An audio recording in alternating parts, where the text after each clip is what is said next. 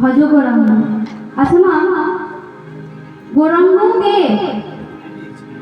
দেখবেন মা, আপনাদের গ্রামেও কেউ গৌরাঙ্গ নামে থাকবে, আমার সম্প্রদায়ও আছে গৌরাঙ্গ। আচ্ছা মা, তার নামের মধ্যে কি রাধাকৃষ্ণ যুগল আছে? না না, এ গৌরাঙ্গ সে গৌরাঙ্গ নয়, এ গৌরাঙ্গ হচ্ছে রাধাকৃষ্ণ যুগল। এ গৌরাঙ্গ কোন গৌরাঙ্গ? না, নদিয়া নগরে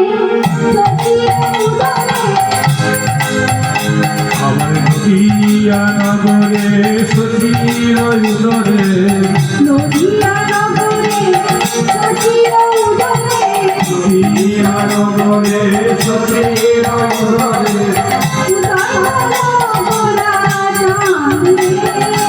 নদিয়া নগরে শশীর উদরে, উদয় হলেন গুরু চাঁদে।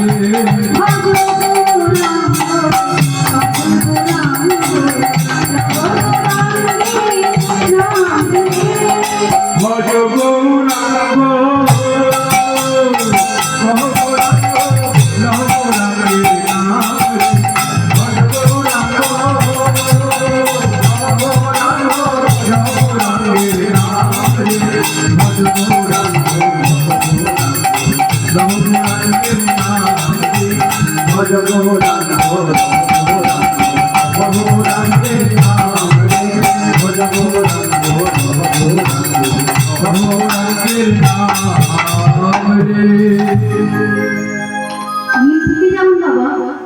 এটাকে আলাদা করা যায় না,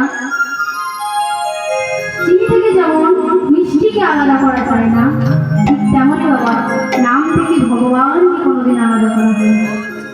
তাই তো শাস্ত্রে প্রমাণ আছে, যেই নাম সেই কৃষ্ণ, ভজ নিষ্ঠা করি নামের ঐশ্বর্য আছে আপনি শিব। তাই নাম যদি ব্রহ্ম হয়, নাম যদি কলির জীবের মুক্তির একমাত্র উপায় হয়, আমরা সবাই মিলেছি নাম দিয়ে নেব, সেই মহানাম মহামন্ত্র সবাই মিলে নেব। দুটি বাহু তুলে নেব।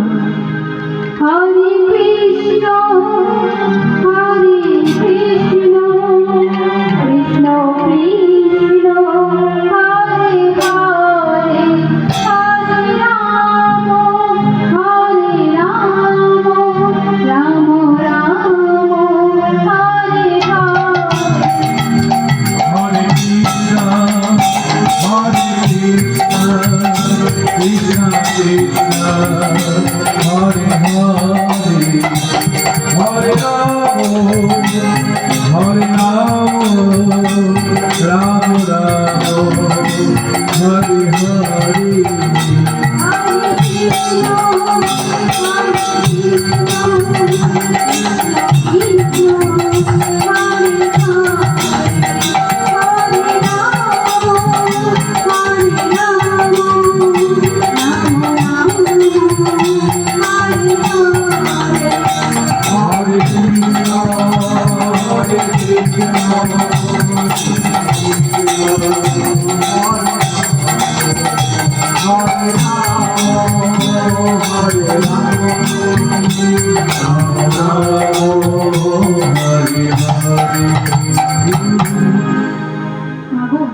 আপনাদের কাছে আপনাদের চরণে আমি এই মিনতি করছি মা, যখনই ভগবানের নাম গান গাইবেন না মা, দুটি বাহু তুলে গাইবেন। কারণ ভগবান বলেছেন যে দুটি বাহু তুলে নিজেকে আমার কাছে সমর্পণ না করে আমি কিন্তু তাকে কৃপা করি না। এটা কিন্তু প্রমাণ আছে কোথায় না, না মহাভারতে। যখন শকুনির পাশা খেলায় পাণ্ডবরা সর্বশান্ত হয়ে গিয়েছিল না, তখন তাদের পঞ্চ পাণ্ডবের স্ত্রী দ্রৌপদীকেও তারা হেরে গিয়েছিল। তখন কৌরব প্রধান দুর্যোধন ভাই দুঃশাসনকে আদেশ দিল, বলে ভাই যাও ওই রাজমহলের অন্তঃপুর থেকে দ্রৌপদীর কেশ আকর্ষণ করে প্রান্তে প্রান্তে এই সভার মধ্যে নিয়ে এসো, নিয়ে এসে তার লজ্জা হরণ করো, তার বস্ত্র হরণ করো। সভার মধ্যে নিয়ে এলেন। যখন সভার মধ্যে নিয়ে এলেন মা, দ্রৌপদী মনে মনে চিন্তা করছে, আমার 5 জন স্বামী আছে,